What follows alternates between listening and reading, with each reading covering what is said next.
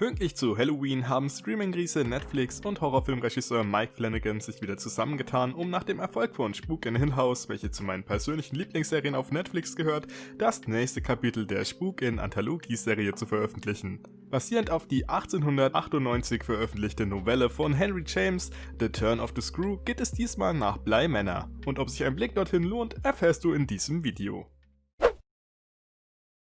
Wie bereits Hill House schafft es auch Bly Manor in seiner Geschichte, interessante Charaktere zu erschaffen, die sowohl mit neuen Schauspielern als auch Rückkehrenden aus Hill House besetzt wurden, welche typisch für eine Anthologie-Serie neue Rollen spielen.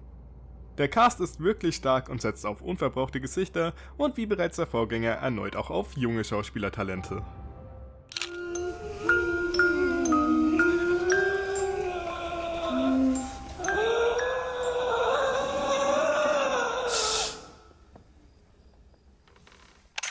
Diese Adaption spielt in den 80er Jahren und stellt Danny Clayton in den Mittelpunkt, ein junges amerikanisches Kindermädchen, welches früher Lehrerin war und angeheuert wird, um zwei Waisenkinder zu betreuen.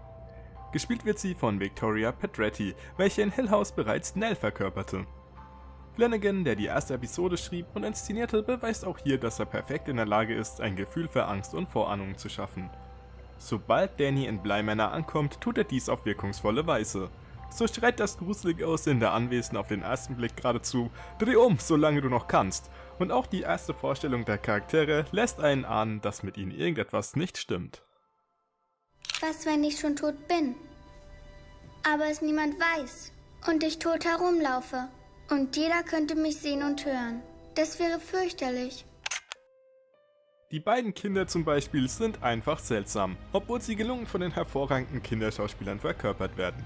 Zum einen wäre da Flora, die immer wieder die Worte absolut großartig in den Mund nimmt, wenn sie etwas angenehm findet und von jeder Person im Haus eine eigene Puppe in ihrem Puppenhaus stehen hat. Und dann wäre da noch ihr kleiner Bruder Miles, welcher ein sehr erwachsenes Verhalten an den Tag legt, sowie aufgebrachte Gesichtsausdrücke, die für ein Kind in seinem Alter geradezu beunruhigend sind. Ach, und dann wäre da noch Bly Manors Haushälterin Hannah, die oft einfach in die Ferne starrt, als wäre sie gar nicht richtig anwesend und dann in die Realität zurückgeschüttelt werden muss. Diese Merkmale allein lassen die Charaktere jeden auf ihre Weise bereits geheimnisvoll wirken, noch bevor man sie wirklich kennt. Die 9 Folgen der Staffel sind zwar voll mit seltsamen, übernatürlichen Ereignissen, welche sich über den Tag verteilen und insbesondere in der Nacht zutragen, vergleicht man diese aber zum Beispiel mit der Menge an Geistern in Hill House, ist Bly Manors Anwesen deutlich ruhiger. Okay, es gibt eine gesichtslose Dame im See und an jeder Ecke wird man das Gefühl nicht los, als würde man gleich erschreckt werden. Aber es gibt keine unheimlichen Wesen, welche die Charaktere jumpscare-artig anspringen oder sogar jagen.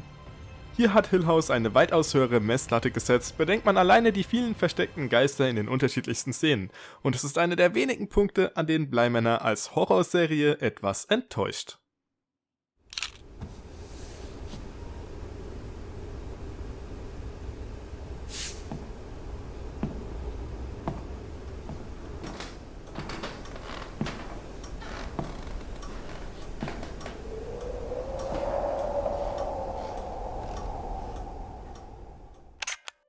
Auch wenn Bly Manor das Adrenalin ein bisschen mehr hochschrauben hätte müssen, um dem typischen In-Your-Face-Horror, wie man ihn heute kennt, gerecht zu werden, folgt Regisseur Flanagan loyal der Vorlage von Henry James und baut erneut seine gelungene Erzähltechnik aus Staffel 1 in die Serie ein.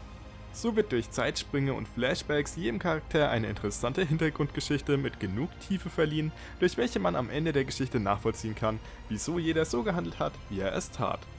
Dies funktioniert wieder sehr gut und klärt viele Mysterien, die sich ansammeln, über die Zeit auf. Spuk in Bly Manor ist anders als Hill House und ja, vor allem auch weniger gruselig, aber die Staffel ist wirklich sehr gut. Es erwartet einen eine Gothic-Liebesgeschichte, ein genialer Cast mit starker Performance und ein Feuerwerk an Emotionen. Für mich eine der besten Netflix-Shows in diesem Jahr, absolute Empfehlung. Und wenn du jetzt noch mehr von mir schauen möchtest, kannst du eine Bewertung und ein Abo dalassen. Links oben findest du jetzt ein Video zum neuen Halloween Gaming Hit Phasmophobia und links unten findest du die ersten Informationen zum 5. Teil der Horrorfilmreihe Scream. Ich bedanke mich fürs Zusehen und ciao!